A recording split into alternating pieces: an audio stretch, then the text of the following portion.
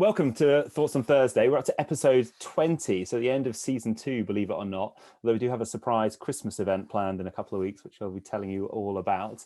Bit of a change of scene this week. I'm handing the host reins to someone else, which I'm sure many of you will be incredibly grateful for.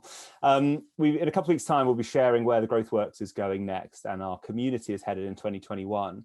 As part of that journey, we've been building a team, and we've been really excited to do that. Today, I'm going to introduce you to one of that team, who is Jordine, who's joined us a couple of months ago as head of brand and marketing.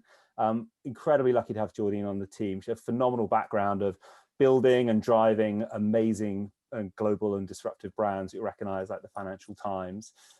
She's a serial mentor, which is great for us, and is a fabulous community builder. So absolutely delighted to have her on the team. And it's my pleasure. I couldn't think of anyone better, obviously, to lead our topic tonight around women leadership. So I will take a back seat for the first time in a while. And Jordine, over to you. Thank you so much for the kind introduction, James. And welcome everyone to Thoughts on Thursday. This is our Women's Hour, which I'm super excited to bring to you. It's the first in a series of topical debates and discussions that we're going to be hosting on Thoughts on Thursday, which feature women and who will be leading the discussion. So really hope that you enjoy this evening. We've got some wonderful women on our panel as guest speakers. I will let them introduce themselves, but just thank you for having me, and I'm really looking forward to getting to know each and every one of you across the community. I know some of you are mentors and some are others are mentees, but I'm sure over the course of my time with the Growth Works and leading the marketing and brand, as James mentioned, I'll be reaching out to you and talking to you further, better understand who you are, what your wants are as well. So without further ado, I'm going to hand the floor over to our guest speakers to introduce themselves.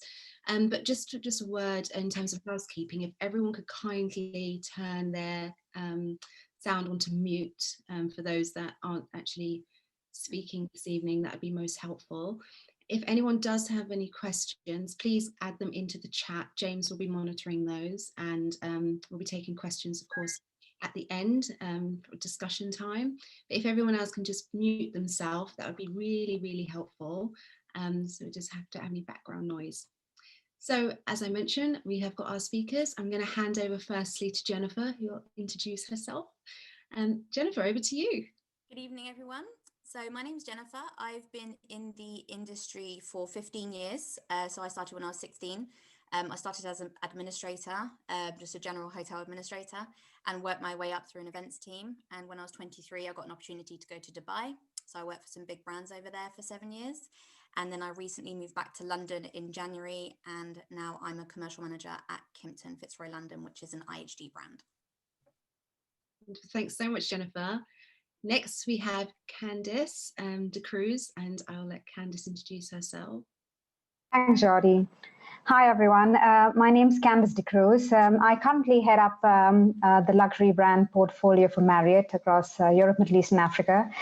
I define myself as much as a corporate leader as a strong mama. I have been fortunate enough to have a daughter who I believe teaches me a lot of life lessons as well as corporate lessons that I use in my day-to-day conversations with my teams as well as my colleagues. I started my career on the agency side in PR, but over the years, hospitality happened to me by absolute chance and not by design. But today I truly define myself as a hotelier, someone who lives, breathes the service industry. And I don't think it'll take me a lot to move away from the hospitality industry. As they say, once you're in it, you can't walk away. It gets into you, under your skin. So I truly enjoy it. This subject matter is extremely close to my heart. When James sort of got in touch with me, I said, absolutely. I try and do a lot around women's empowerment. So I'm hoping that this is going to be a dialogue. You're going to be asking me as many questions. Challenge me. I'd love to be able to answer some of your questions. Thank you. Thanks, Candice. And last but definitely no means least, Birgit, please, can you introduce yourself? Absolutely, thank you. My name is Birgit. I'm originally from Europe. For me, it's actually good morning because I'm on the west side of Mexico.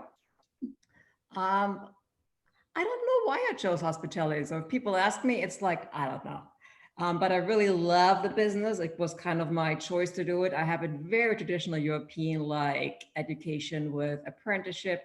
I'm German, so apprenticeship, college, university, and have relocated internationally many, many times, and now in Mexico, partially living in the US, where my husband is currently at, and traveling forth and back. And I'm not traditionally working in a hotel. I'm working in a very big 1,500-acre real estate development and I'm heading the operational team. Thank you so much, Birgit. So those are our guest speakers for this evening. I'm sure you'll all agree with me, they're phenomenal women in their own right and really are paving the way and being trailblazers in the hospitality space. I know I talk about a lot of this is kind of women's hour, but I can see we've got a number of gents that have joined us this evening, so that's brilliant to see. And just goes to show really that the power of hospitality, kind of bringing everyone together, and having this discussion is just relevant to everybody, regardless of gender. So that's great. We're inclusive, so that's brilliant. Now, obviously, COVID has impacted hospitality significantly, but rather than going down this route of kind of talking about it in respect of it being quite doom and gloom, I was hoping that in the chat, everybody, hopefully everyone, would join me in adding into the chat one great thing that's actually happened to them as a result of the pandemic. I think that would be quite a good starting point. So if everyone can just jump into the chat, write something in there as to kind of one great thing as a result of the pandemic having happened, what's been good your end, that would be really helpful. And whilst you do that, I'm actually going to go around and ask our guest speakers kind of how this has impacted them in a more positive sense. So starting with you, Jennifer, what would you say has been one of the highlights throughout the pandemic for you? So apart from perfecting my gingerbread latte, which I've had a lot of time to perfect, I would just say that it's made me a lot more patient and appreciative of friends and family, which has dripped into my professional life. Definitely more patient and taking the time more with my team. When we went back into the hotel after the first lockdown, I asked them as a team, what do you want from me? What more can I give? Because I appreciate that. I think, especially in hotels, it's always so fast. Like, how can I slow this down? Like, what can I give to you? And it was really interesting. Like, when I asked them the question, they said, we want more training. We want to learn more about everything, because we feel like you just never know when your last day is going to be. So what I started to do is every Wednesday, I take an hour of my time, we go into a training room and I just teach them things that they want to know. And it can be anything from learning how the lights move in the ballroom to what a P&L is. So it's definitely taught me to be more patient, for sure. Great. And what would you say, Candice, would kind of for you, what has been a highlight that you experienced? For me, it's probably me time. I think one of the things that we had a lot of over the last 8 months has been time. Just based on my career path and just based on my role, I spent a lot of time on the road. I was probably doing about 2 weeks on the road. And I live by something called work-life integration. So my daughter has traveled. She just turned 4 this year, no travel. But when she was 3, she'd already done 9 countries. And that's basically based on what I live by, the fact that I integrate my family, and yes, I have great support system. But what has happened in the last 6 months is the ability for me to spend a little more time on me, because I think women, the way we're wired is, as Jennifer said, really trying to be patient, trying to find empathy, trying to sort of be there for everybody. And most often we kind of forget ourselves in the mix. So I'm absolutely appreciative of the time that I've had with my family at home. And I think the time with my daughter has been super special, but I'm more thankful for the time that I've been able to spend with myself, focus on a few things that I've not managed to do for many years, including going back to drawing, something that I picked up after almost 2 decades. So I'd say me time. That has been my takeaway, my biggest takeaway. Yeah, I like that. I think a lot of us as people, but specifically more, as you say, women as well, because we tend to be triple taskers. And I think guys kind of feel that they're very proud of themselves for being multitaskers. In actual fact, we are triple taskers. So this for us has been brilliant in terms of a break. Just having some time for reflection, like you say, some me time, some time for self-care as well. It's been really, really lovely, I found anyway. Birgit, would you say the same? Absolutely. To what you and Candice have already mentioned, and Jennifer, it's you only can take care of others if you take care of ourselves first. There needs to be a certain, like, I don't want to say don't need to be egoistic, but if we are not well, nobody else around us is well. And that's not just as women, I think that's in general.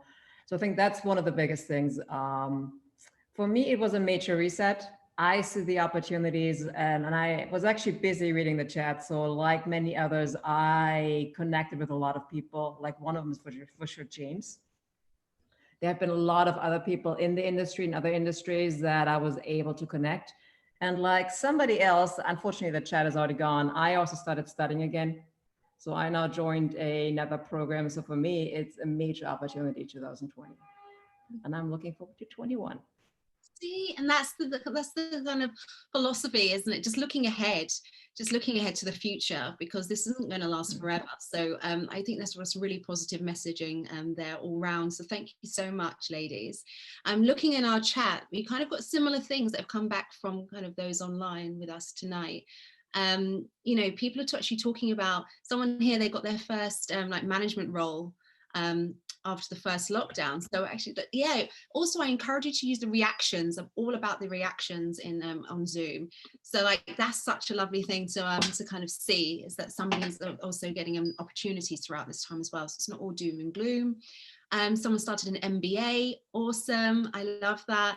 You know, someone here mentions obviously the Growth Work Network, which you know, for the industry, I really am a strong, obviously I work for the Growth Works, but I'm such a strong believer in our platform and what we're setting out to do. So it's so lovely to hear feedback as well from those that are online with us tonight, just to say kind of what role that's played in keeping them uplifted throughout the pandemic. Lots of people talking about being more focused, spending more time with friends and family, even if it's just online, just taking time for yourself, time to be creative. So thanks so much everyone for kind of giving us that feedback. I'm going to take all of that away and use that somehow in some form of marketing. So that's been really lovely to see. Thank you.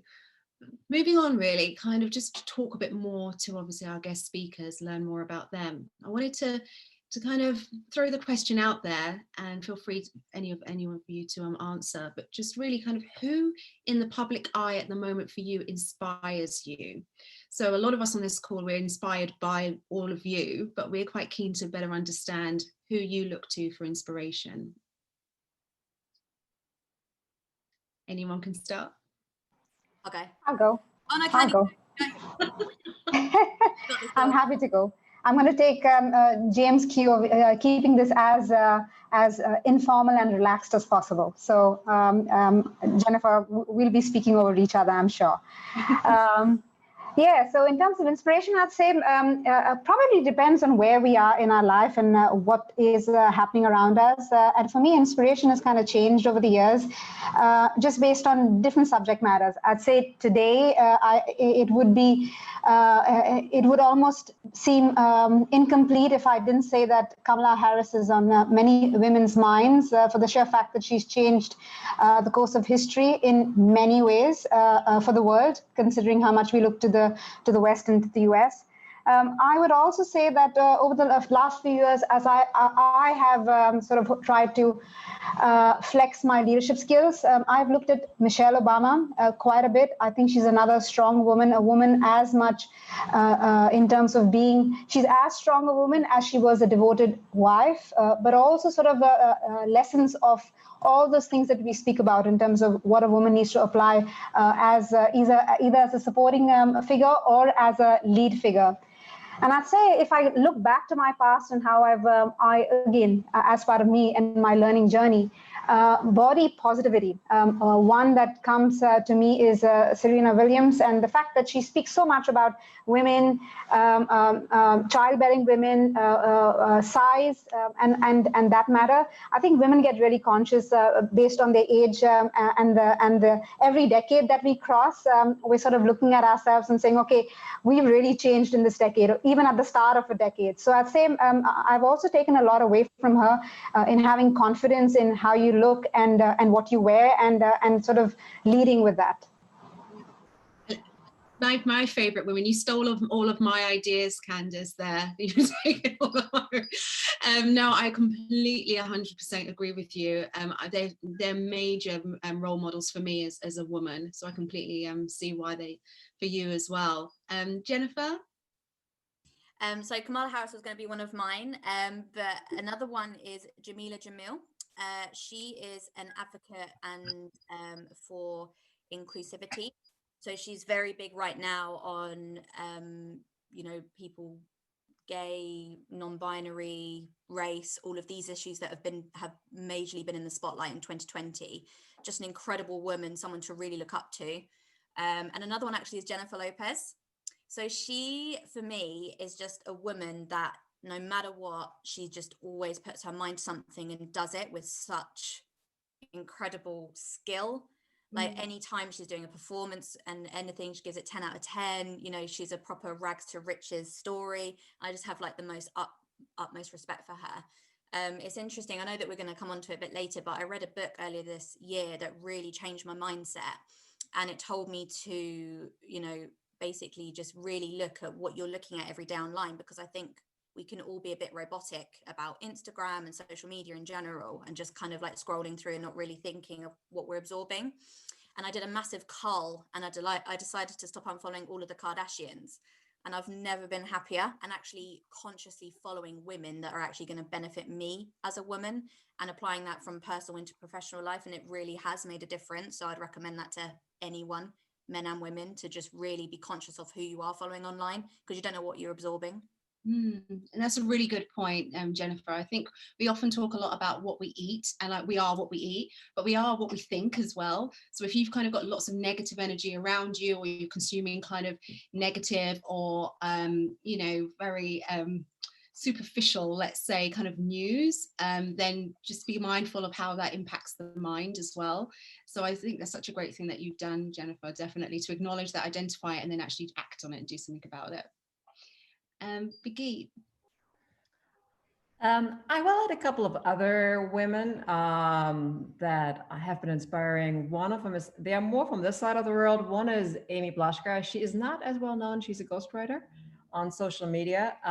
The reason why I chose her is, well, she's well known, like through community on LinkedIn especially. She's always positive, and she shows humility, but she also exactly tells you she had a major desire in changing her career for passion. And I think that's fantastic. It's like, just because you chose something at the beginning doesn't mean that that's what you have to follow. It's like, follow your passion. And she always is positive and always willing to help. There's been a couple of others, but one of them is, for example, Mary Henderson. She's from Australia, actually. And she put together in, I think it's March or April, there's massive masterclass and group of women internationally, many from the Australia's, one from Singapore, and a couple from the US, that really were talking about empowering women, teaching women, and kind of really giving back. And those women are the ones that are inspiring to me. They're really who they are. They're willing to help, and they're actually always there for others. Yeah, love that. I think, although Candice stole all of mine that I had in mind, actually, I would say one that hasn't perhaps been mentioned, for me, Meghan Markle is quite an inspiration. I think I can really relate to her. She's kind of a similar age. I think as well, just kind of having that courage. You have to take the leap. So many things we often hold back as women, and consider all the options and all the possibilities, and perhaps procrastinate a little bit too much before making decisions. So you have to have a bit of courage.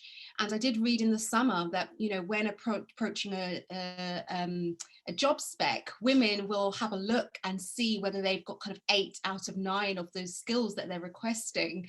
And if we don't, we tend to kind of women are about it, probably won't apply. Whereas they said on the flip side, like, guys would have a look at that job description, they'd be quite comfortable applying if they even had like half of those skills, even less than half. Their philosophy is, I'll learn on the job. Do you know what I mean? I'll blag my way until I can do it. So, and it's like, wow, like that's a huge determining factor as to why perhaps there's not as many women in the hospitality sector. We have under 30% of women in hospitality. And is it because we're kind of really kind of worried or not being courageous and brave enough really to go and push forward? And I would just encourage everyone to be able to do that. And I looked at things like people like Meghan Markle, who's just kind of, she's just completely in the public eye with respect to who she's married, and she's just kind of taken that plunge and lived a life she wants to, an authentic life. So yeah, that's kind of my inspiration there. So coming back a bit more to kind of talk around kind of, I guess, being in the hospitality sector and making sure that you're networking with like-minded people. We just talked about kind of making sure that we're surrounding ourselves with the most positive energy possible to put ourselves in the best position. And I live by this saying of kind of your vibe attracts your tribe. And it's really true. Your mindset is going to attract the right kind of people for you. So that being said, ladies, just kind of which platforms or tools or sites would you recommend kind of for our female viewers and our men, gents as well, kind of use to connect with like-minded people from within the industry? I think it depends what you're looking at. I mean, professionally, for sure, LinkedIn, I think, is a big one. If it's more, I do use Instagram, but I kind of separate Instagram a lot for really personal stuff more than really. So I have like 2 accounts. One is really completely personal, and the other one I really follow a couple of other people. But LinkedIn, I think, would be the biggest. I don't use Facebook. I mean, that's wrong. I use Facebook to collect all the birthdays. But other than that, I'm really not a big Facebook person. Yeah. Very similar. I'd say also, I guess whether you're looking at learning or inspiration or connecting and widening your network, I'd say based on what you're looking for, you can tap into different networks. From a hospitality perspective, I'd say hotel associations are great ways to connect with other like-minded hoteliers. But yes, LinkedIn is great if you're just sort of using a few searches to connect with people that you want to learn from or collaborate from. I've started to use, I will say, Instagram a lot more. As my voice. I'd say again, depending on what you're looking for, expanding your network or using your voice. I think Instagram is a great platform if you really want to connect with an audience and for who you are and what you believe in. So yeah, I use Instagram to share my voice on certain subject matters that I stand for. For example, I currently am very focused on celebrating everyday superwomen. And I have, and I try and sort of, I've started with my own little community and my network, but it's all about celebrating those wows that women might not really know that and the impact that they have within their own community. I love that.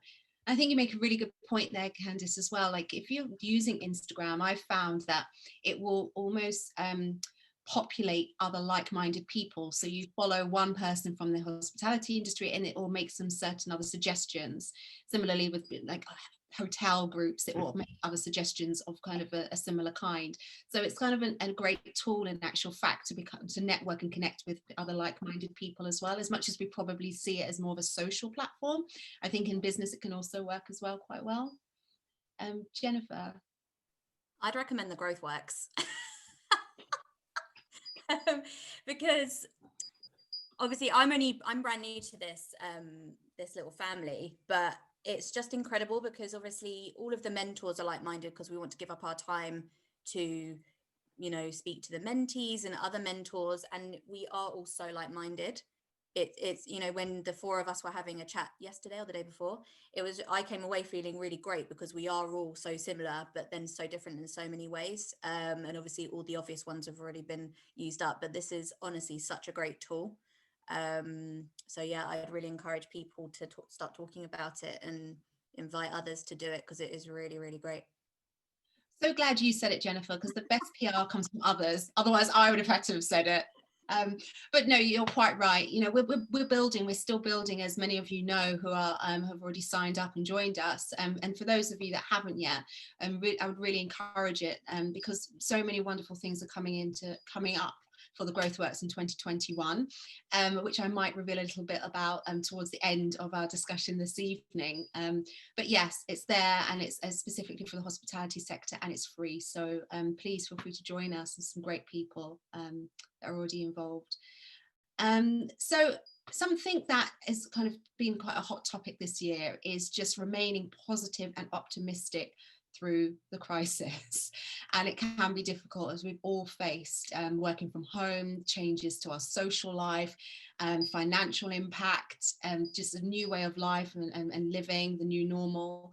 So how would you say that you've remained resilient, ladies? I think partly through the pandemic, but also as well through your careers. How have you built resilience? Candice, I'm going to choose you. Sure, no problem. So I've always lived by don't sweat the small stuff.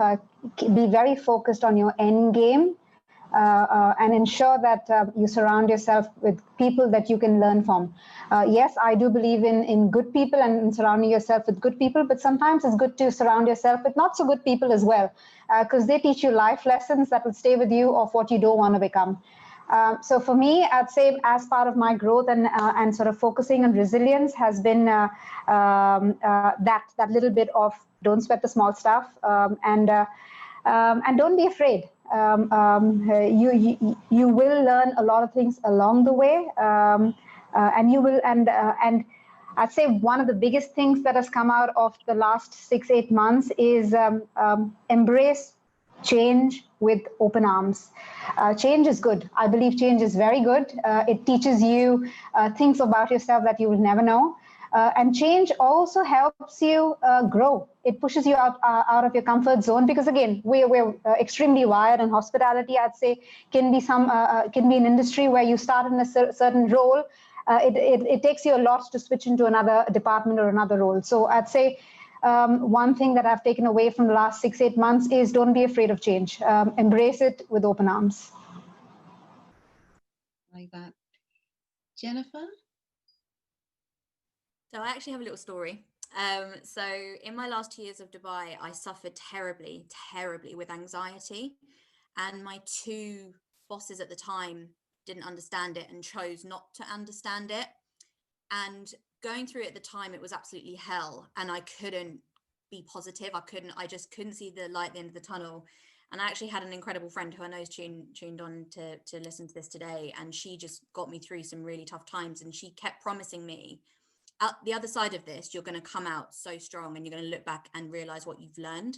And I think it's so important for all of the young professionals that are listening now, that you do get through the other side, and all of us together will get through this pandemic. And the hospitality industry, oh my God, it is going to bounce back so quickly and so well eventually, that we're all going to be like, oh, can we please be in lockdown again? We need a rest. And I just want to say that, yes, it's really important to stay positive, and there are, techniques and things that I could give and pointers I could give people. But equally, you do learn more about yourself going through the tough times and going through hardships. So to answer your question, to stay positive now, I've started making lists and ticking off, and it could be the smallest thing, like get up and make a cup of coffee, have a shower today, and just celebrate the fact that you got through a day. It doesn't have to be big things all the time. And I just think, just celebrate those small wins, and just know that eventually you will get out the other side and you will always learn something. That's kind of the key takeaway, I think, from that question. Yeah, I like that a lot. And Birgit? Well, thank you, Jennifer. It's tough to talk after you because you have such an inspiring story. So, I think there's a big part for me is really, you can choose your mindset and your attitude. And it's like, we're all human. Life's not fair. We all know that. So I think it's really depending how we choose, we go through it. And I think tapping into both what Jennifer and Candice said, it's really learn as much as you can and take really the energy, no matter what is positive and negative, turn into something positive and move forward, look forward. Ask for help. Always remember, there are so many people in your network. You grow your network on LinkedIn, and you might be able to reach out to somebody or tap through LinkedIn through somebody into a community that is able to give you some uplifting. One thing I want to tap into, though, is what Jennifer said is important, is like, take care of yourself and also make sure that you are well and acknowledge your feelings. If you need help, ask for help. It's important, no matter if it's anything emotionally related or anything out of your work related. I think it's important to really, you are not alone. And that's kind of how you build your resilience. You build your team and your tribe around you. I kind of want to snowball that off a little bit, because when I first moved to Dubai, I was 22 and I was so jealous and cautious of other girls. And I wish I knew what I knew now, that actually women in numbers is so strong. And if you just were to sit down and have a conversation with one woman, you don't know, it could change your life. And there's so many women that aren't in the public eye that have changed my life. And, you know, sometimes those people don't get enough credit. But just lean on other women, like, is such a powerful thing, because as like women to women, sorry guys, but there are some things that you just don't understand that women go through. And I just think that it's such a beautiful and powerful thing to just, like, you know, strengthen numbers with women. I really do. Yeah, I'll say Jennifer, go ahead, Candice. One more thing I'd say is resilience comes from being yourself. Don't be shy or don't be afraid to be who you are. Each of us bring a very unique perspective or unique character to team dynamics, to company dynamics, to even on the leadership. Each of us bring in a very different angle in terms of thought process. So I'd say, hone in on who you are. Don't try and fit into sort of that cookie cutter approach, because that will really help you find a voice and push yourself forward when you're looking at career growth. You will be recognized for your personal traits rather than sort of saying this person blends in and this person's vanilla. Candice, you stole my words. Stop being Mrs. Perfect. I think that's kind of like what I tell people, is because all of us have made the mistake. And I think Jennifer kind of somewhat said it earlier when she said she unfollowed the Kardashians. It's more like, that life is not normal. It's like nobody has that life. So it's stop being Mrs. Perfect or Mr. Perfect and really be authentic. And you'll just be exhausted trying to get that kind of life. Yeah. And I recall last year and the year before, there was this hashtag going around called Live Your Best Life. And it was just all of this saturating social media. And you looked at photographs of people kind of completely airbrushed, kind of on holidays, like, do you know what I mean? Looking like they're having the time of their life. But then, like, I got thinking over summer and I was just like, that's not a reality. That saying isn't real. Living your best life is meant, for me anyways, living your most authentic life. So what does authenticity look like for you? And that's when you're most happy, is when you're living in your true skin and your true being. And sometimes you require conversations with yourself. I often talk to myself in the mirror and just have a conversation, because if you can't be honest with yourself, who are you going to be honest with, and how are you going to live an authentic life? So I think it's turning it on its head and actually asking yourself, am I doing things for the right reasons? Am I doing them for myself? Do I feel comfortable doing them? There's oftentimes we say yes to things when really we want to say no. And then we're just kicking ourselves after we've agreed to do something. So living your most authentic life, I think, is really, really important to remember for everyone that's on the call. Just kind of just think about yourself, put yourself first. And yeah, I think, yeah, like everyone else has said, the other speakers, I think that's kind of going to help kind of build a lot of resilience. So I love it, and the chat is going crazy tonight. I love all of this. You can tell we've got loads of women on the call. There's just loads of chat going on. This never happens. Okay, and so talking about going back to kind of like the pandemic and ways of that it's changed you as a person, but also kind of how has it changed your approach to work? So in terms of like being a manager in the hospitality industry, have you found that you've had to shift and pivot a little bit in terms of how you kind of lead, would you say? Birgit, I'm going to start with you. Did you say Jennifer steals all of yours? You know, I think the biggest thing is in, I think it was, for me personally, it was a big reset. I mean, I had worked with executive leadership coaches for quite a while. So for me, it was like more a journey to get to 2020. But I think the biggest thing is to actually recognize everybody's journey and how they got there. It's kind of this like, what is your leadership style? Well, there is really none. I mean, there are, but there are so many different ones because it's depending on each person. And I think the biggest thing is like, how to really add value to somebody's life has really gotten really big to me in a personalized way. I'm not the person that will stand in front of a big audience and give trainings. I rather like the small group trainings. So it's how can I give value to that particular small group? How can I target trainings and what they need to learn to those particular individuals, and recognizing their story, because everybody has a different story. And I think the one thing which for me is important is being human in 2020. I think that was for me one of the biggest resets. Yeah, nice. Candice. So I'd say completely taking sort of picking up and dovetailing on what Birgit said. One for me is I'd say this year has taught us a lot more about empathy. Everybody's been aware of empathy, but we've sort of had to really dial up with the sheer fact that we do a lot of our meetings like this, virtual, where body language cannot be seen. Most often you have some people do have their videos on, some people don't. So you're missing out on those little things that you learn about the person. I'd say one is, yes, heightened empathy. So how can you pick that up on that through sound? Also, I'd say one thing I have tried to focus on a lot is leading with kindness. I'd say more so on the back of this. People are at such crossroads these days, which you'd never know. And probably people have started to share a lot more on the back of COVID, knowing that it's been tough. There's no other way of putting it. It's just been simply tough in terms of what people have had to face. So I'd say one of the areas that I've really tried to focus on is putting myself in their shoes and going back to what Birgit said, really remaining humble and grounded. If you cannot put yourself in those person's shoes, or even if you're sort of working through a certain plan, think about their perspective to things before you can judge the outcome.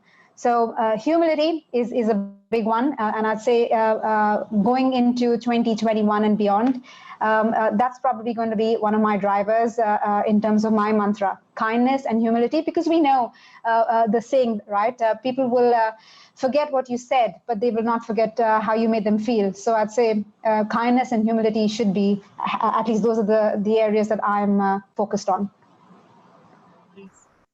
And Jennifer, before you, I've actually had a question that's come in specifically for you. And someone asks, one of our viewers is asking, how do I, so interestingly, I think this kind of dovetails into what we're talking about here and how you manage differently. So if somebody was looking to raise their profile, how does somebody continue to raise their profiles throughout the pandemic? Kind of like, what are you looking for as a manager? What would stick out for you if someone was to apply for a role now? That's a really great question. I personally, when I'm looking to hire someone, I always look for personality. There are obviously certain skills that people have to have a job, but personality always wins for me over anything else in an interview. Obviously be prepared and know the hotel and you know the company that you're applying for, but just be yourself and just be honest with your answers. There's nothing worse, and I'm sure anyone that's a manager on this chat can agree with me, when you ask a question and the answer's so robotic because it's what they think you want to hear rather than the real answer coming from the person. To raise their profile, I would definitely use this tool. Like, there are so many incredible leaders in the growth works, so many people that can connect you to the right people, and it's just about having a conversation with the right person. Have a really strong CV, something that looks really fresh, has appropriate up-to-date information on it, that's appropriate for the job you're applying for. And yeah, it's just all about connecting with the right people, I think. It's a really great question. Thank you for the question.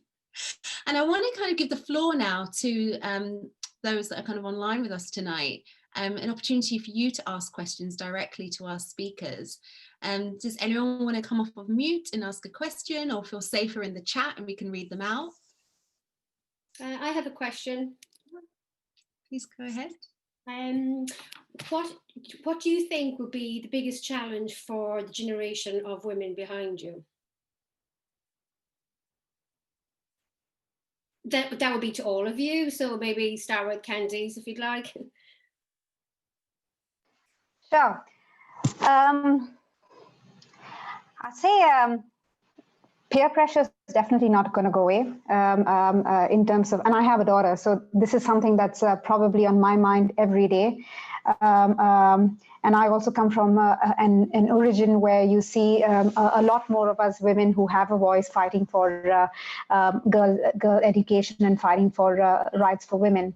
I'd say for the next generation of women, let me start by first the next generation of youth, and then I'll focus on women. I'd say the next generation of youth will probably have to start thinking of their paths, their career paths quite differently, because we're going to see a sort of a different integration of how our jobs happen. So for example, a biologist might work in the fashion industry because of sustainability being so important.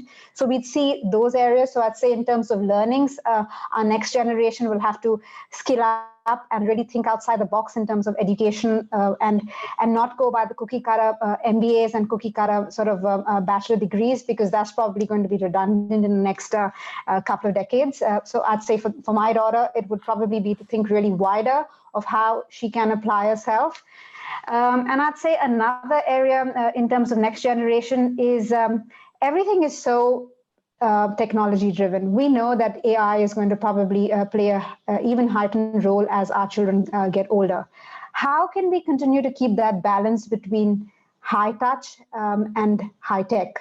How can we really humanize our children to understand values, virtues, things that we've been brought up on, things that define us? How can we make sure that they really continue to keep those things? I spoke about humility and kindness. How can we ensure that that remains and it's not robotic, it's truly real? I'd say for me, those are the areas that I would focus on for the next generation, because I have a child and I have a daughter, so that's absolutely top of mind. I hope that answered your question. Yeah, no, that's fantastic. Yeah, thank you.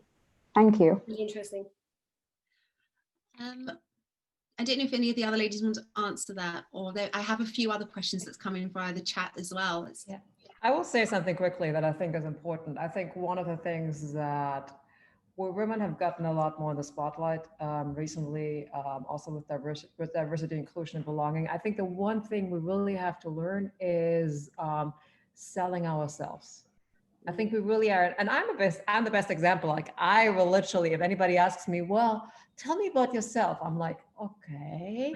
Like, and then I ask my brother and he's just rattling down and there's no issue. So I think that's going to be like one of the biggest things is like that we stay human, but we also really take advantage of being human, but really learn as women to what does it mean to be you? What does it mean to be a woman? And really talk about it. And just jumping in the back of that, sorry, go ahead, Jenna. Just a really quick one because I know we've got other questions. Claire, great question. I actually had a conversation this morning with a young professional. She's 20, and she actually told me what the issue is with her generation, and it's competitiveness. She said that there is so much competition that she feels the strain that there is so much out there. And I just said to her again, and it comes back to what the other ladies are saying, is it purely boils down to the fact, just be yourself and be authentic. And I told her eventually the right things will come along to you if you believe in yourself enough and you stay positive. Eventually the right thing will come to you. And we've all been through, like, you know, crappy jobs that we don't like, but we always learn from those situations. And it comes back to the point that I made earlier, that even the tough things and the things you don't necessarily like, you will learn from.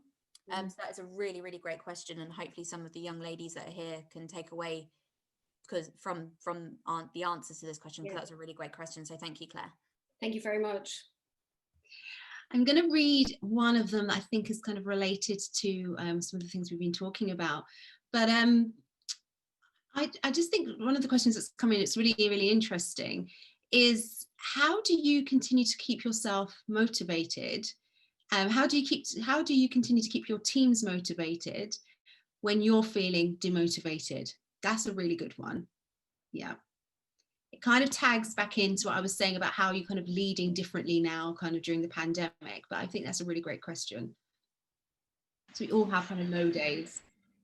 Yeah, I will start. I think the most important thing is that we as leaders, and it doesn't need to be a leader with a formal title, but that we learn to ground ourselves. What does it mean? Now, there's really tools out there. I mean, in 2020 was like from self-awareness, self-regulation, meditating, grounding. I mean, there's so much out there, but you can only be as strong as your tribe. You cannot be the only one that's positive. You have to have somebody in your network, that could be the network right here where we're at, or outside somewhere, or your family that you can tap into, because you're not alone. And I think that's the most important thing for me to recognize. Yeah, it's a great idea. Yeah, I also sort of focus on something what I call as compartmentalize. Don't let the situation consume you. Learn how to compartmentalize, and this takes a bit of flexing for sure. It's not something that you can wake up and say, okay, I'm going to be super positive every day. You have to learn how to sort of compartmentalize and say, okay, this is what I'm going to focus on, and this is how I'm going to flex, which is really helped. And I'd say as a leader, one thing that's very important is don't pass the pressure on. Very important life lesson that I learned from my bosses in the past is, yes, it's going. There are days that are going to be crazy, and there are days that you'll want to scream. But as a leader, you have to be able to stop the buck. The buck stops at you. Don't pass it on. That's not. It is not their fault. The buck stops at you. So for me, for my positivity, I read the right books. I surround myself with the right people. I share small wins. So when we were back out of lockdown, even if we confirmed a meeting that was £50, I would celebrate it like it was £50,000.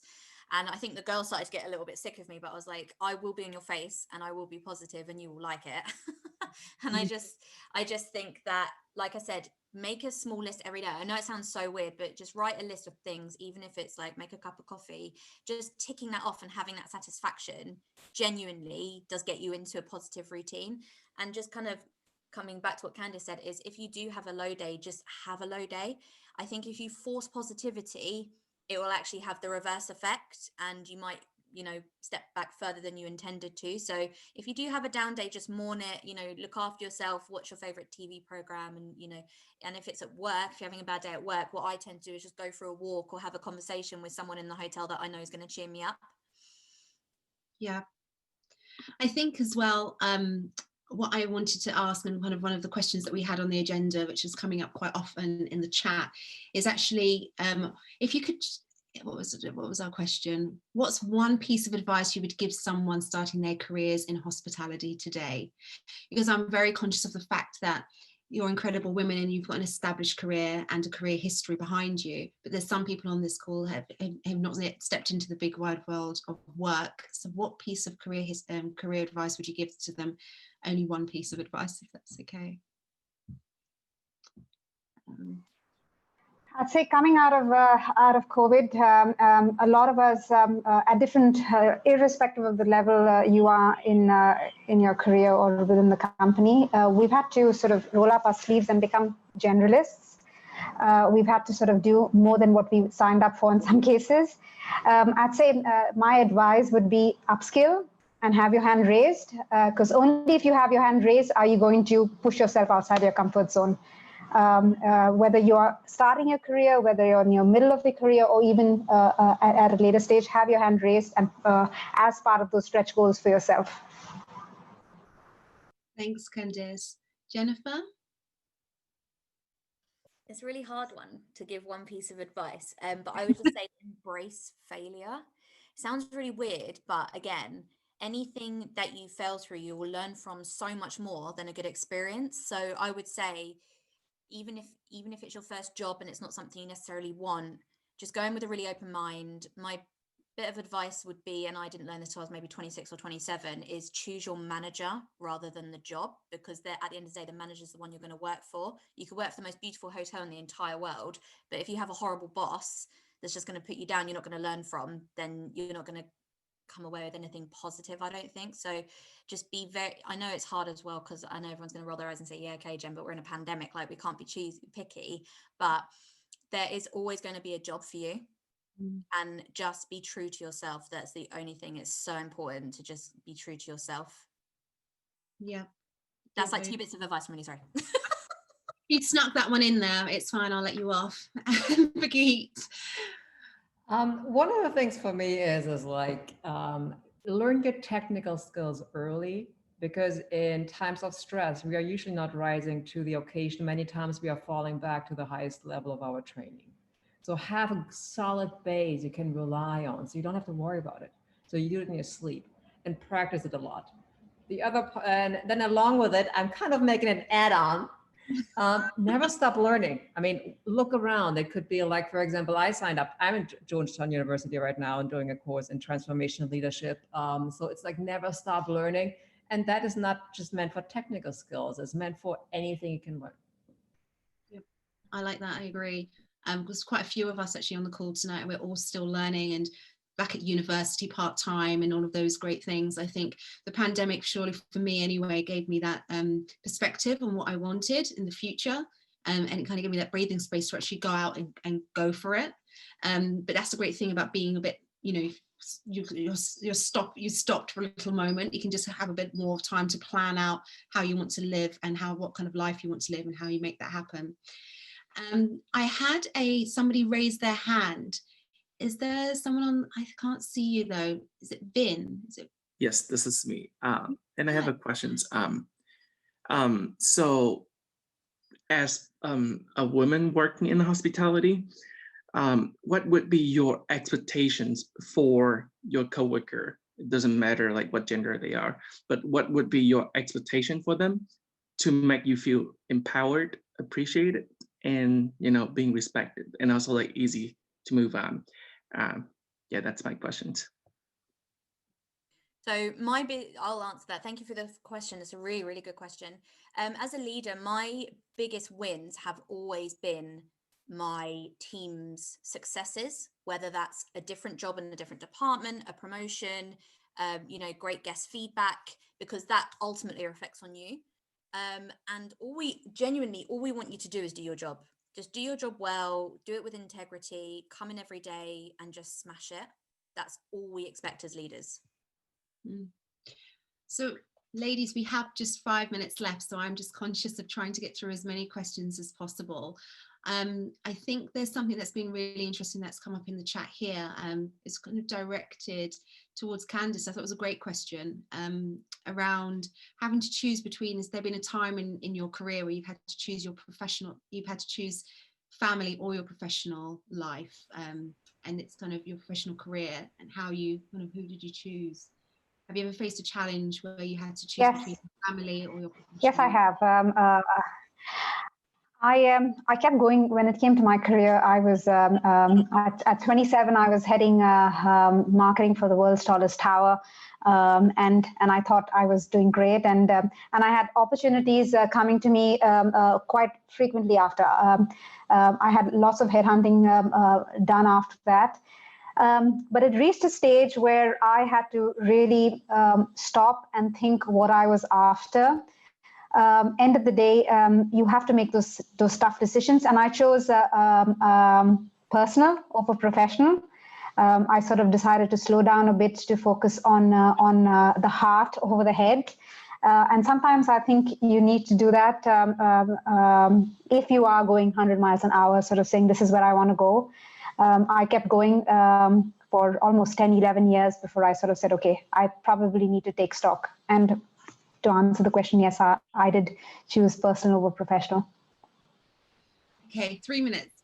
And just two more questions before we go. So someone's written, men take charge, women take care. Do you feel there is still a gender gap in the industry? And two things you would love to have known at the beginning of your career that you know now. So Birgit, would you say that there's a kind of this gender gap in the industry that still exists? It is, but I think it's more, I think we make it ourselves because many of us women are actually far higher educated than men. Sorry, gentlemen on board, but it's like we are really like skilling up so highly usually because we never feel good enough.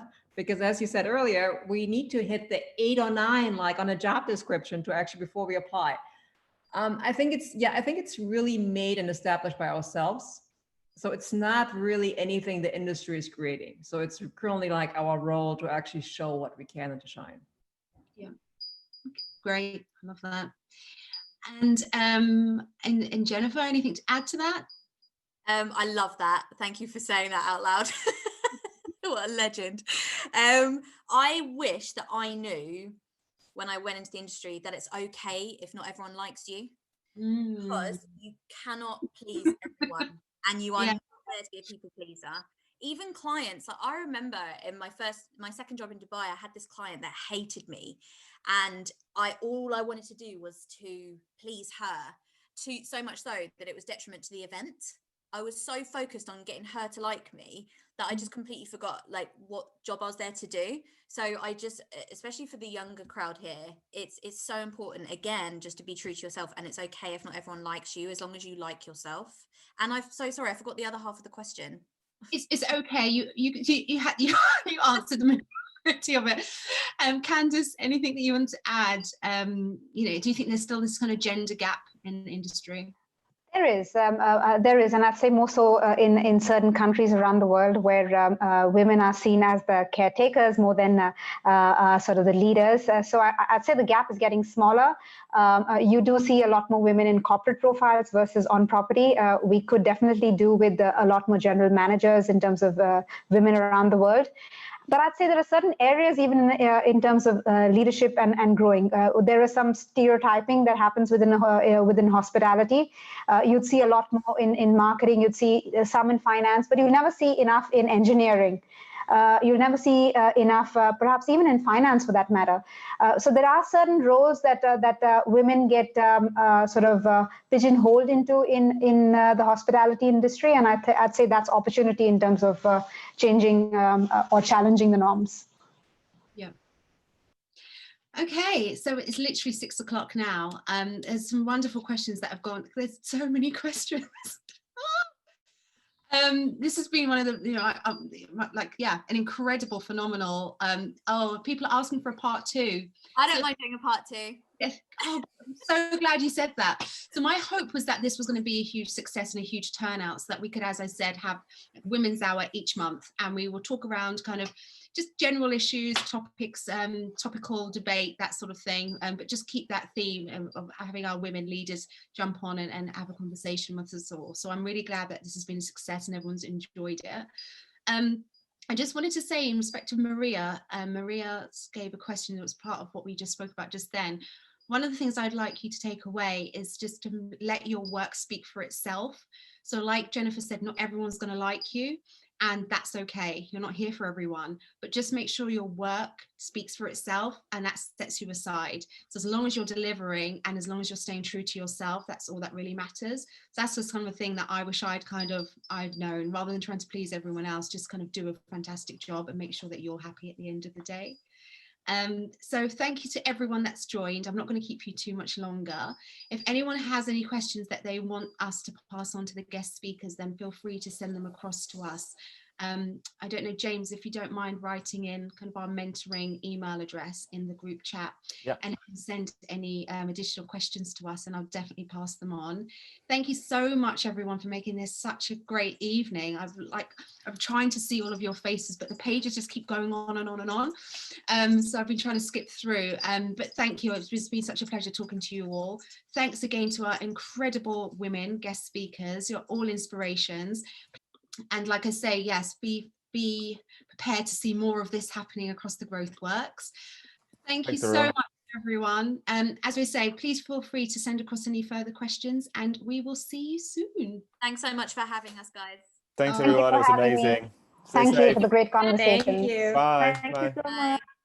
Bye-bye.